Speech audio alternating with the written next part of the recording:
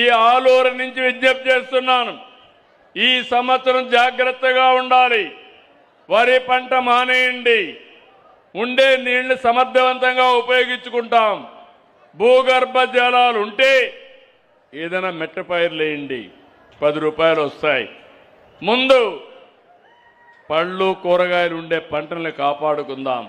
వెళ్ళే విధంగా totally village wise ఒక కమిటీని కూడా ఏర్పాటు చేసుకోమని, వెళ్ళే ప్రతి నీరుని కూడా చివరి వరకు వెళ్ళే విధంగా ప్రతి ఒక్క రైతు, అందులో ఫార్మర్స్తో పాటు లష్కర్స్తో పాటు అక్కడున్న డిపార్ట్మెంట్తో కూడా కలిసికట్టుగా పనిచేయమని చెప్పడం జరిగింది.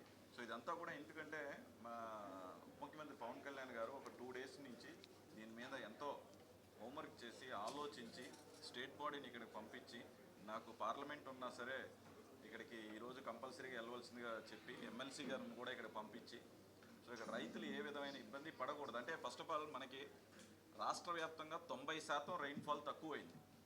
ఈ ప్రాంతంలో 63% రెయిన్ఫాల్ వచ్చేసి రెగ్యులర్గా పడవలసిన దానికన్నా తక్కువ పడ్డది.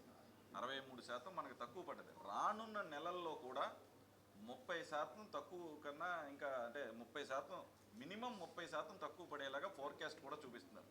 సో ఉన్న వాటర్లో ఎలా సాగు, అంటే మనం ఎలా సాగు చేసుకోవాలనే దాని మీద మా ముఖ్యమంత్రి పవన్ కళ్యాణ్ గారు దీని మీద చాలా చర్చించి మ్యాక్సిమం నష్టపోకుండా, ఏ రైతుకి ఇబ్బంది కలగకుండా ఇప్పుడు ఇమీడియట్గా ఒక 1000 క్యూసెక్స్ని కూడా వదలటం జరిగింది.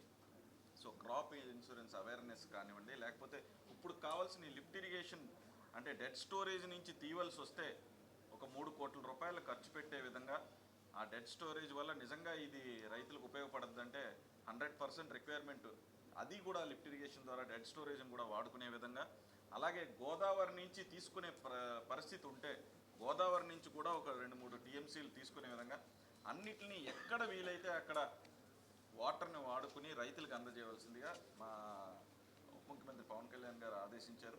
సో డెఫినెట్లీ దానికి మొత్తం మీ అందరం ఈరోజు కలెక్టర్ గారు కానివ్వండి, స్టేట్ అడ్వైజర్ కానివ్వండి, లేకపోతే ఇరిగేషన్ డిపార్ట్మెంట్ కానివ్వండి, ఎమ్మెల్సీ గారు, అలాగే ఏలేరు అండ్ దీని చైర్మన్స్, డీసీబీ చైర్మన్ గారు దొరబాబు గారు, అలాగే జగంపేట ఎమ్మెల్యే నెహ్రూ గారు, అందరూ అక్కడ వచ్చిన పెద్దలందరూ కూడా, ఫార్మర్స్ అందరూ కూడా వచ్చారు, నీటి సంఘాల వాళ్ళు వచ్చారు, మొత్తం అందరం కూడా వచ్చారు. సో ఇప్పుడు తీసుకున్న డిసిషన్ ప్రకారం ప్రస్తుతానికైతే హ్యాపీ. రానున్న రోజుల్లో ఇప్పుడున్న అవైలబిలిటీలో మనం ఇప్పటి వరకు ది బెస్ట్ డిసిషన్ తీసుకోమన్నారు, అలాగే ఆ డిసిషన్ కూడా తీసుకున్నారు. సో ఈ లిఫ్ట్ ఇరిగేషన్ డెడ్ స్టోరేజ్ వాడే దాని కోసం, ఫండ్స్ కోసం కూడా అవసరమైతే దాన్ని కూడా వినియోగించుకునేలాగా 100% ఆ పరిస్థితిని తీసుకొస్తాం. అండ్ మ్యాక్సిమం మనం దేవుణ్ణి కూడా ప్రార్థించి, వీరు పాల్గొన్నారు కాబట్టి వాళ్ళని సభాముఖంగా నేను వాళ్ళని కూడా రిక్వెస్ట్ చేస్తాను. నాది కూడా ఏలేరు ఆయకట్లో ఒక 2000 ఎకరాలు భూమి అయితే ఉన్నది. అది పండూరు చివర, అలాగే నేమం, పెనుమర్తి, తమ్మవరం గ్రామాలు ఉన్నాయి. వాటికి కూడా గత 4 పంటలుగా ఒక మడి ఎప్పుడు ఎండలేదు, ఒక మడి ఎప్పుడు మునిగిపోనివ్వకుండా మేమైతే ఈ కూటమి ప్రభుత్వం వచ్చాక వ్యవసాయం చేసుకోవడం జరిగింది. అలాగే మనోహర్ గారు చేసే విధానం వల్ల ప్రతి గింజ కొనగలిగాం. పవన్ కళ్యాణ్ గారి ఆదేశాల మేరకు ప్రతి గింజ కూడా కొని రైతుకు చేసాం. ఈసారి కూడా ఇది 5వ పంట మేము వచ్చిన తర్వాత.